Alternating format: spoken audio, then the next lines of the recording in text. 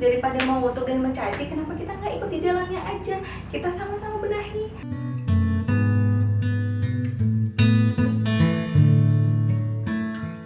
Assalamualaikum warahmatullahi wabarakatuh. Salam sejahtera bagi kita semua. Shalom, Om Swastiastu, Namo Buddhaya, salam kebajikan. Senang sekali bisa menyapa pemirsa semuanya di edisi perdana program CPNS Corner. Nah, di kesempatan kali ini saya Yongki akan mencoba untuk memandu sesi sharing kali ini di program terbaru channel Inspektorat Jenderal Kementerian Agama, yakni CPNS Corner. Sebagaimana kita tahu, dalam beberapa tahun terakhir ini animo masyarakat untuk mengikuti seleksi tes CPNS sangat tinggi ya, Mbak Ade. Ya, kita bisa melihat dari infografis yang disediakan oleh BKM, setiap tahun selalu mengalami kenaikan dalam jumlah pendaftar yang melamar di seleksi tes CPNS. Nah, untuk mengakomodir hal tersebut, channel YouTube Inspektorat Jenderal Kementerian Agama berinisiatif untuk membuat sebuah seri khusus yang bertajuk CPNS Corner, yang dimana di dalamnya akan mencoba untuk membahas dan mengupas dari A sampai dengan Z kisah, tips, trik, dan kiat-kiat para peserta tes CPNS 2019 kemarin yang baru saja berakhir, bagaimana mereka bisa lolos dan menembus ketatnya persaingan di tes CPNS. Nah, tanpa berpanjang lebar lagi, di episode perdana kali ini yang mengusung tema ASN Milenial Kontribusi untuk Negeri, di tengah-tengah kita sudah kehadiran tamu yang sangat spesial. Selamat pagi Mbak Ada. Selamat pagi Mas Yongki. Gimana kabarnya, sehat? Alhamdulillah sehat. Oke.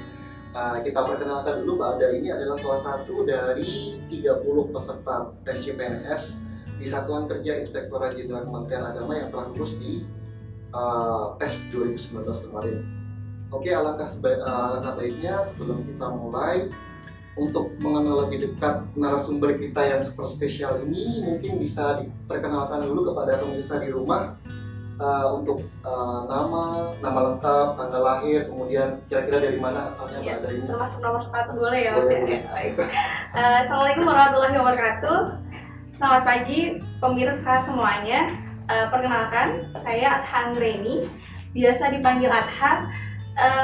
Saya aslinya dari pedalaman Jawa Tengah nih, dari Blora. Saya lahir 23 Juni 1992. Jadi pada saat saya masuk sebagai CPNS ini, saya berusia 28 tahun.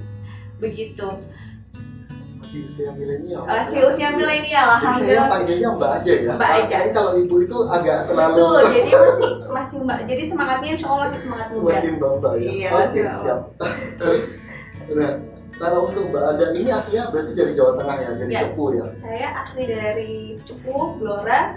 Kemudian saya kuliah di Surabaya, di salah satu universitas negeri di Surabaya, dari jurusan bimbingan dan konseling. Bimbingan dan konseling. Oke. Kira-kira kemarin kalau boleh tahu Mbak Ada di tes CPNS 2019 itu mengambil formasi apa Mbak? Ya, jadi formasi yang saya ambil itu analis humas dan protokol di Satuan Kerja Inspektorat Jenderal Kementerian Agama. Masih agak nyambung ya antara bimbingan konseling dengan analis humas? Ya, kebetulan dari formasi. Jadi memang dari formasi yang ada itu, salah satu kualifikasi pendidikan yang diminta adalah sarjana pendidikan. Jadi kebetulan gelar yang saya dapat setelah kuliah itu kan SPD nih. Yeah. Nah itu masih nyambung, jadi masih bisa masuk lah, seperti itu Mas Yongki. Untuk kemarin waktu tes itu kira-kira kenapa Mbak Ada memutuskan untuk memilih mengambil formasi analis humas? Apakah di pekerjaan sebelumnya itu Mbak Ada juga bergelut dengan kehumasan atau seperti apa? Baik, jadi gini, meskipun saya lulusan dari bimbingan dan konseling gitu ya, jadi saya belum pernah nih setelah lulus, pasca lulus itu saya mengabdi di sekolah sebagai guru ya, harusnya sebagai guru BK. Tetapi selama perjalanan karir saya setelah lulus kuliah itu kebanyakan saya berkecimpung di dunia public relation, di dunia kehumasan, dimana hal itu kemudian men-trigger saya nih, dan saya yakin betul passion saya itu di kehumasan. Jadi ketika ada formasi kehumasan yang berkaitan dengan humas, saya langsung ambil formasi tersebut karena memang merasa itu passion saya gitu. Iya. Jadi teman-teman mungkin sedikit yang saya ambil dari Bada, nanti ketika kita mencoba untuk memilih formasi di CPNS, formasi apa yang kita akan ambil, lebih baiknya disesuaikan dengan persyaratan pendidikan dan apa minat kita di pekerjaan yang akan kita jalani. Betul. Kira-kira Mbak Ada itu ketika melamar menjadi CPNS atau memutuskan untuk ikut tes seleksi CPNS itu keinginan sendiri atau mungkin ada dorongan dari orang tua atau suami mungkin? Mbak Ada udah menikah ya? Iya, betul. Jadi ini ceritanya panjang ya Mas Yogi ya, saya boleh sambil cerita, mungkin semoga bisa menginspirasi dan memotivasi teman-teman calon-calon CPNS yang nantinya akan berjuang di seleksi CPNS berikutnya. Jadi memang kalau boleh jujur nih, ini itu percobaan kali ketiga saya, ya betul, kali ketiga saya ikut tes CPNS dan ini baru ada kira-kira lulus kuliah tahun berapa? Saya lulus kuliah tahun 2014. 2014, ya. Baru 3 kali nyoba ya Mbak? 3 kali nyoba, jadi waktu itu 2014 saya wisuda bulan Oktober. Itu saya belum ada pembukaan CPNS, kalau nggak salah bulan Juni. Itu saya belum terima ijazah. Saya beranikan diri untuk daftar itu pakai surat keterangan lulus Mas Yongki. Wah, mantap. Ya, jadi nekat sekali ya? Ya, nekat banget. Tapi itu emang bisa kan seperti itu? Alhamdulillah pada saat itu ada ketentuan boleh menggunakan surat keterangan lulus untuk mahasiswa yang belum wisuda seperti itu. Jadi waktu itu saya pakai surat keterangan lulus, saya daftar di salah satu pemerintah daerah di Jawa Timur, terus kemudian ambil formasi sebagai guru. Ya. Sesuai jenjang pendidikan. Sesuai dengan jenjang pendidikan, pada saat itu kan masih fresh graduate ya. Jadi kemudian masih belum ada pikiran apa-apa gitu. Jadi daftarlah saya di salah satu Pemkab gitu yang ada formasi guru. Nah, itu adalah kali pertama ditetapkan ujian dengan skema CAT. Oh iya. Jadi kali pertama. Iya. Alhamdulillah pada saat SKD itu lolos. Hanya saja SKB-nya ditiadakan. Jadi karena mungkin waktu itu masih pertama kali ya. Jadi SKB ditiadakan, mau nggak mau saya harus gugur karena SKB ditiadakan. Seperti itu. Jadi kalau sekarang kan 3 kali formasi bisa ikut SKB. Nah, pada saat itu saya nggak bisa ikut SKB karena SKB ditiadakan. Lalu kemudian setelah itu saya bekerja. Sebentar saya potong. Itu SKB ditiadakan berarti maksudnya Mbak Ada itu ketika SKD Mbak Ada nggak masuk ke 3 kali formasi, begitu ya? Pada saat itu masuk 3 kali formasi. Masuk 3 kali formasi.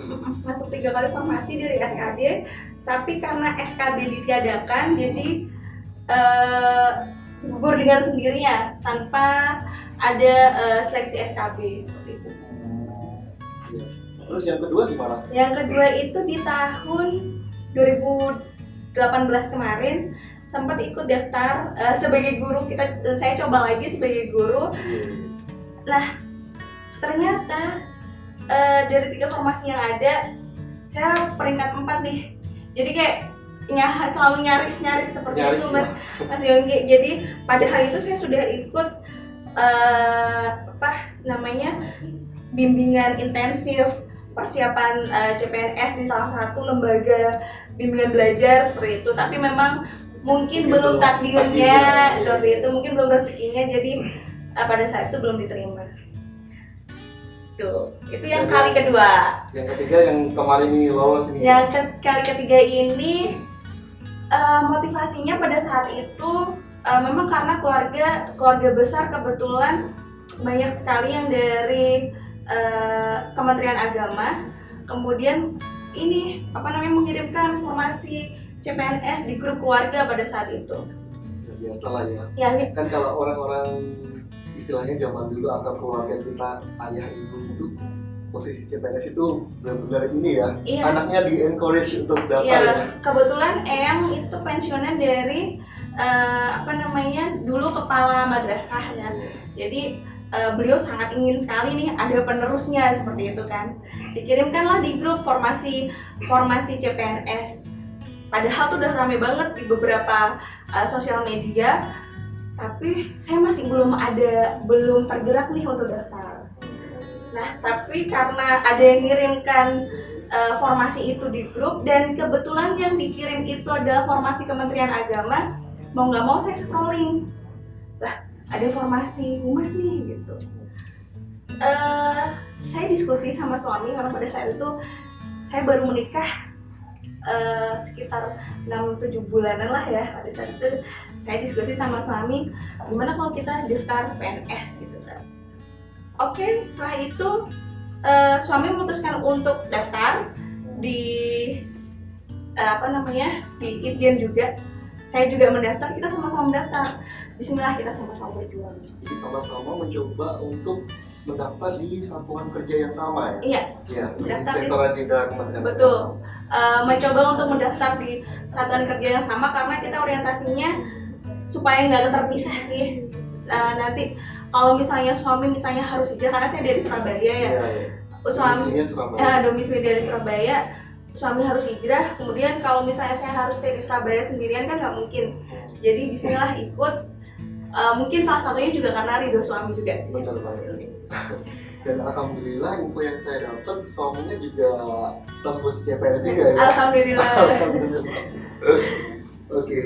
Nah, ini mungkin masuk ke sesi yang ditunggu-tunggu sama pemirsa semuanya nih. Kemarin kan Mbak Ada kan sudah dinyatakan lulus, otomatis sudah melampaui beberapa tahap seleksi yang ada di Kementerian Agama ya. Nah, bisa di-sharing nggak sama pemirsa semuanya kiat-kiat suksesnya itu seperti apa? Kemarin prosesnya seperti apa? Mungkin ada trik-trik atau bocoran yang bisa dipelajari oleh pemirsa di rumah. Kemarin ketika SKD itu administrasi yang pertama kali ya, administrasi, kemudian tes SKD seleksi kompetensi dasar itu Mbak Ada diselenggarakan di mana tesnya? Pada saat itu tes SKD diselenggarakan di BKN, lokasinya di Cililitan, Kantor pusatnya? kantor pusat BKN. Nah, hal pertama yang memang harus kita lakukan adalah menguatkan hati bahwasannya kita tuh benar-benar yakin kalau kita itu memang mau daftar jadi CPNS. Harus tahu seluk-beluk nih, kenapa sih kita harus tahu alasan yang tepat kenapa harus daftar PNS, karena pasti masing-masing orang juga berbeda-beda ya Mas Yongki alasannya. Lalu yang kedua, jangan pernah terbebani dengan hasil. Tentu saja dalam hal ini kita menyiapkan mental ya. Iya. Pelajaran dari saya kemarin adalah ketika saya mengikuti CPNS kali pertama dan kali kedua, itu orientasi saya hasil saya harus diterima. Nah, tetapi ketika kita mengikhlaskan prosesnya, ternyata jalan Allah itu sangat luar biasa Mas Yongki. Jadi saya merasakan saya ngikutin aja jalannya, ngalir gitu aja, nggak ada beban harus keterima atau seperti apa. Alhamdulillah dari situ justru ternyata psikis dan mental itu sangat berpengaruh sekali terhadap hasil. Berarti yang pertama kita harus siapkan atau tulus ikhlaskan niat kita dulu Betul. ya, dalam mendaftar CPNS. Kemudian yang kedua kita harus siapkan mental kita gitu. Jangan terlalu terbebani dengan proses yang dijalani. Betul. Jadi jangan sampai saya harus dapat lulus, nih. harus lulus. Iya, dan gitu justru malah jadi beban gitu. Terlepas dari nanti persiapan akademik yang lain ya. Iya. Gitu. Nah, di proses SKD kemarin kita kan cuma satu kali datang ya. Nah, kita kira-kira bisa diberi gambaran nggak untuk pemirsa di rumah isinya SKD itu apa aja sih gitu, biar nanti teman-teman kita yang akan mengikuti CPNS di waktu yang akan datang juga ada gambarannya. Baik, di SKD itu boleh, kalau boleh jujur nih ya, honestly saya cuma belajar 2 minggu untuk TIU, TWK sama TKP. TIU itu untuk pengetahuan umum, lalu tes intelijensi umum ya. Di situ ada matematika dan lain sebagainya. Kemudian TWK, tes wawasan kebangsaan, dan TKP. Nah, ini saya sangat terbantu dari konten-konten YouTube Mas Yongki. Jadi dari konten-konten YouTube seperti ini, seperti konten YouTube-nya CPNS Corner ini nanti akan sangat membantu, karena di situ banyak sekali nih review-review dari CPNS atau ASN PNS yang sudah diterima. Mereka akan menceritakan bagaimana nih prosesnya untuk bisa lolos sebagai PNS. Nah, itu saya sangat selama 2 minggu saya rajin-rajin scrolling dari konten-konten YouTube yang ada. Itu cukup membantu ya untuk dalam persiapan 2 minggu itu. Selain kita harus berlatih secara akademis, istilahnya kalau di TIU itu saya masih ingat itu banyak sekali hitung-menghitung kan. Iya, betul. Nah, mungkin yang di YouTube-nya itu dia ada juga yang membantu dalam bagian TIU-nya. Tapi saya lebih, kalau saya ya pengalaman pribadi saya lebih banyak saya itu terbantu di TWK sama TKP ya. TKP. Yang TKP itu tes kompetensi pribadi. Iya. Ya. Tes karakteristik pribadi. Iya, Nah, tes itu karakteristik menilai bagaimana kepribadian kita, apakah cocok dengan formasi yang akan kita lamar. Kemudian kalau TWK itu lebih membahas atau mengetes sejauh mana wawasan kebangsaan kita. Iya. Nah, setelah tes SKD kira-kira ditunggu berapa lama hasilnya muncul? Nah, kalau tes SKD pada saat itu tepat 1 pekan atau 2 pekan sebelum diumumkannya corona nih Mas. Karena kita nih kan angkatan corona ya, angkatan corona. Jadi pada saat itu kita juga was-was juga sih. Alhamdulillah 1 bulan setelah SKD sudah ada pengumuman. Pada saat itu alhamdulillah saya lolos dari kurang lebih 3.000-an ya yang mendaftar di Satuan Kerja Itjen. Nah, itu sebetulnya saya sempat was-was sih, karena nilai SKD saya dibandingkan teman-teman yang lain itu relatif pas-pasan, karena saya cuma dapat skor sekitar 354. Tapi alhamdulillah bisa ikut ke SKB gitu, masuk ke SKB gitu sih. Nah, sebagai informasi aja untuk pemirsa, dari infografis BKM di tes CPNS 2019 kemarin, Kementerian Agama ini termasuk instansi 2 teratas dari jumlah pendaftar. Yang pertama itu ada Kemenkumham, kemudian ada Kementerian Agama, yang ketiga ada Kejaksaan Agung, kemudian keempat ada Mahkamah Agung, dan kelima ada Kementerian Perhubungan. Kemarin Mbak Ada ini di satuan kerjanya Inspektorat Jenderal Kementerian Agama ya. Itu posisinya ada berapa Mbak? Posisi yang dibutuhkan yang dibuka untuk Satker Inspektorat Jenderal. Untuk formasi Inspektorat Jenderal ada 30 dan yang melamar ada sekitar 3.000-an, 3.000 sekian gitu. Untuk formasi saya cuma ada 1 analis humas ya. Terus kemudian dari 30 itu ada 22 untuk auditor dan sisanya analis dan pengelola. Oke. Nah, untuk mengulik lebih dalam nih Mbak, kemarin kan seingat saya SKB itu seleksi kompetensi bidang itu kan ada 3 tahap ya. Yang pertama itu tes apa Mbak kemarin yang pertama?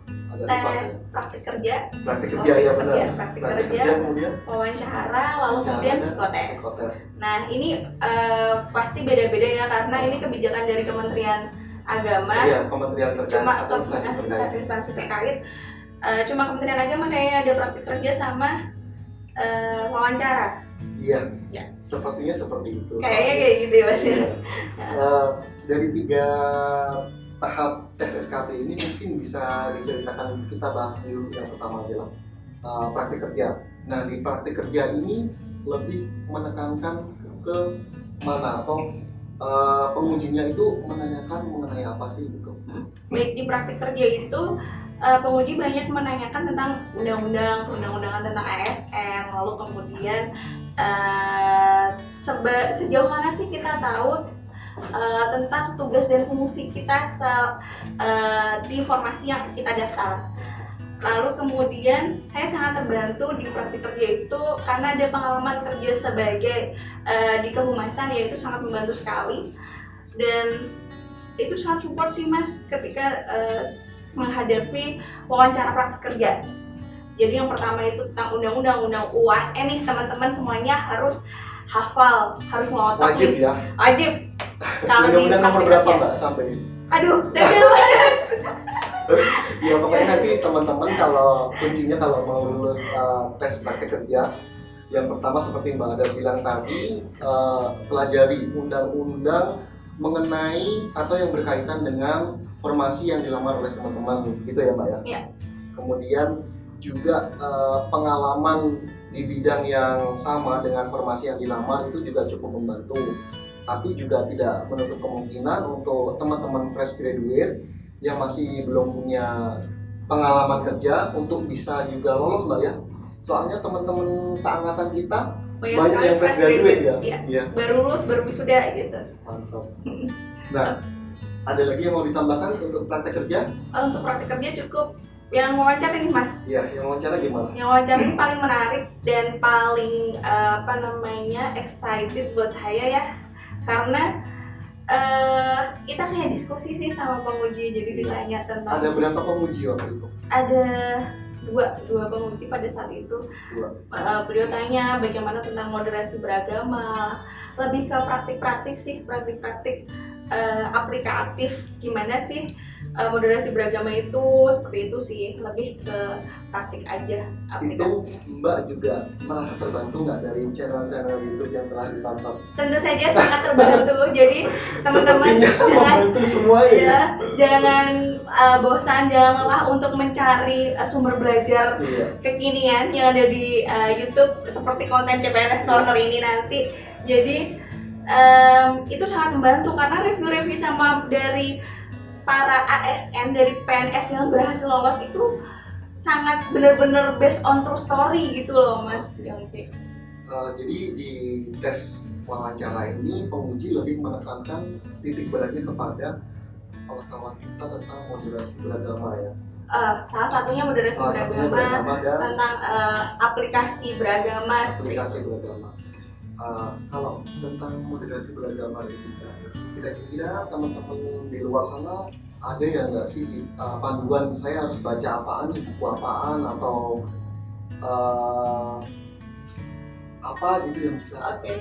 Jadi untuk teman-teman yang mungkin nanti ingin daftar untuk Kementerian Agama, di Kementerian Agama untuk moderasi beragama itu ada buku saku moderasi beragama. Buku saku moderasi beragama, silahkan di search aja, googling, di situ nanti akan keluar ada PDF-nya. Mulai sekarang boleh dibaca-baca dari itu. Iya. Selain mungkin untuk persiapan CPNS itu juga sangat membantu sekali untuk kita untuk mengaplikasikan moderasi beragama di Indonesia. Apalagi kita ada 5 agama ya Mas, yang diakui, jadi itu sangat membantu sekali. Ya, kemarin saya juga sempat saya tahunya itu tentang buku saku moderasi beragama yang dikeluarkan oleh Kementerian Agama itu dari salah satu channel YouTube. Dan setelah saya baca isinya itu memang benar-benar membuka pengetahuan dan wawasan kita bagaimana sih kita seharusnya bertoleran terhadap sesama pemeluk, toleransi dengan pemeluk agama lain dan sesama warga negara gitu ya. Oke, jadi kita simpulkan untuk wawancara lebih ke bermoderasi dalam beragama, kemudian praktek ibadah, dan juga ada lagi nggak tambahan? Praktek ibadah, terus budaya juga, kaitan budaya dengan agama seperti itu. Iya. Nah, itu nanti teman-teman yang harus dipelajari di praktek wawancara. Nah, untuk yang terakhir nih, untuk tes psikotesnya seperti apa? Tes psikotesnya Susah ya? Jadi Kita compare aja lah sama SKD. sama Gimana? SKD, sebetulnya lebih susah SKD ya kalau boleh jujur. Kalau saja tidak ada tes kali kedua gitu. Tapi kalau misalnya teman-teman sudah selesai di TIO-nya SKD, insya Allah tes untuk psikotes selesai lah, insya Allah ya. Cincai lah ya. Cincai udah. Itu sempat ada kendala nggak untuk psikotesnya? Kalau kemarin kita kendala teknis ya Mas Yongki, kendala teknis di tahap pertama, tapi alhamdulillah so far so good lah, karena bisa teratasi dengan baik dan prosesnya bisa berjalan dengan Alhamdulillah lancar. lancar ya. Jadi untuk psikotesnya ini kalau bisa kita bilang itu 11-12 sama dengan SKD ya. Ada yang hitung berhitung, kemudian ada penalaran dan juga tes untuk karakteristik pribadi kita seperti apa gitu ya. Cuma ada satu yang perlu saya sampaikan ke para pemirsa semua adalah tentang teknis ya, karena kita diminta untuk membawa provider sendiri, terus kemudian bawa laptop sendiri. Nah itu pastiin nih kita bawa laptop, terus kemudian bawa chargernya, jangan lupa di charge sampai penuh, dan charger jangan sampai ketinggalan, karena kemarin sempat pada saat tes yang pertama itu ada salah satu kandidat yang datang terus dia lupa ngecharge pada malam harinya, lalu kemudian nggak bawa kabel charge-nya, dia bawa chargernya. Nah itu sangat mengganggu sekali ya, mengganggu konsentrasi juga pada saat mengerjakan. Nah hal-hal teknis seperti ini harus siapkan dari awal ya. Dari awal. Ya. Sebagai informasi, kebetulan angkatan kami ini disebutnya angkatan corona Mbak ya. Iya, jadi kita dalam sejarah Indonesia itu bisa dikatakan paling lama. Proses seleksi tes CPNS terlama. Iya, betul. Mulai dari pengumuman dari November 2019, kemudian tes SKD kalau seingat saya itu bulan Maret 2020 ya. Iya. Nah, karena ada pandemi corona ini, untuk tes SKD-nya kita sempat ditunda selama kurang lebih 6 bulan lebih Mbak ya. 3 tahun ya Mas ya, 2019, 2020, 2021 baru dinyatakan lulus. Iya. Benar-benar perjuangan Mbak ya. Oke. Setelah menjalani SKB dan tes-tes yang lain itu, setelah keluar istilahnya keluar dari pintu tes terakhir itu Mbak ada gimana? Perasaannya, maksudnya yakin akan diterima atau ya udahlah saya pasrah aja, sudah melakukan yang terbaik gitu. Ya, saya tadi itu Mas, jadi saya nggak mau terganggu, terbebani dengan hasil. Jadi betul-betul saya serahkan hasilnya itu pada Allah, jadi pasrah aja. Terus kemudian ada satu hal yang sangat saya percaya itu sangat membantu saya, yaitu adalah sedekah. Jadi pada saat proses itu sedekah, saya meyakini ternyata sedekah itu adalah salah satu jalan yang mempermudah langkah saya untuk bisa lolos pada tahap ini gitu. Membuka kunci rezeki Mbak. Betul. Jadi soalnya saya juga pernah mengalami. Iya betul. Jadi emang dari belajar dari tahap-tahap sebelumnya ternyata itu sangat luar biasa gitu Mas. Jadi itu sangat membantu sekali. The power of sedekah. The power of sedekah, the power of giving. Dan selanjutnya untuk kira-kira setelah lulus di CPNS ini, berarti sekarang Mbak Ada ini posisinya kan sudah dinyatakan lulus, berarti sekarang dalam masa apa Mbak? Orientasi ini prajab dalam ya? masa orientasi ya. Iya, orientasi atau kita sebutnya prajab ya. Jadi setelah kita dinyatakan lulus, itu 1 tahun pertama kita masih berstatus CPNS atau calon pegawai negeri sipil. Iya, belum belum PNS, masih CPNS. Masih calon, masih panjang Mbak ya perjalanan kita. Iya, masih panjang. Oke. Kira-kira nanti apa yang ditargetkan Mbak Ada setelah lulus pajak? Sesuai dengan formasi yang dilamar, analis humas ya. Kenapa sih saya ambil analis humas, terus kemudian kenapa daftar PNS? Ada satu alasan yang membuat saya harus mendaftar gitu kan, merasa harus mendaftar. Karena yang pertama, pengabdian Mas Yongki. Jadi selama ini saya sering melihat nih banyak anak-anak muda yang suka dalam tanda kutip mengutuk gitu kan, mengutuk kemudian mencaci kebijakan dan lain sebagainya. Daripada mengutuk dan mencaci, kenapa kita nggak ikut di dalamnya aja, kita sama-sama benahi. Nah itu yang akhirnya membuat saya greget nih, harus daftar nih. Saya akan memperbaiki negeri ini sama-sama. Saya nggak mau cuma urun angan aja, cuma nge-tweet, cuma sekalian nyemplung gitu. Iya, saya maunya turun tangan gitu loh. Jadi kalau misalnya milenial nih, kita juga ada nih target 100 tahun Indonesia Merdeka. Nah, kontribusi-kontribusi apa sih yang akan kita berikan? Nah, saya inginnya ketika saya nanti masuk dalam formasi ini, jajaran ini, bersama dengan ASN-ASN lainnya, saya bisa membangun negeri Indonesia ini untuk satu abad Indonesia Merdeka. Seperti itu. Nah, ambil peran lah ya Mas ya, seperti itu. Untuk 2045 Indonesia emas ya. Iya betul, Indonesia emas. Nah, sesuai tema kita nih, ASN milenial kontribusi untuk negeri. Mungkin itu tadi ya jawabannya Mbak ya? Iya, jawabannya seperti itu. Jadi saya nggak cuma urun angan. Kontribusi yang real gitu ya? Betul, saya nggak cuma urun angan, saya turun tangan, saya ikut melunasi janji kemerdekaan yang untuk Indonesia 2045, untuk SDM Indonesia yang sejahtera, untuk pembangunan Indonesia, dan saya ingin melakukan pengabdian sebaik-baiknya sebagai warga negara Indonesia. Apalagi di era kepemimpinan Presiden Jokowi saat ini, beliau sudah berpesan jika para milenial atau orang-orang muda ini mohon diberi kesempatan meskipun mereka usia yang masih muda. Kalau mereka memiliki kompetensi yang bagus, silakan untuk maju di depan, seperti itu kan. Oke, terakhir ada pesan nggak atau kesan untuk para milenial yang mungkin akan mengikuti proses seleksi CPNS di waktu yang akan datang? Soalnya kan kita dengar-dengar nih tahun ini akan digelar lagi tuh untuk penerimaan CPNS.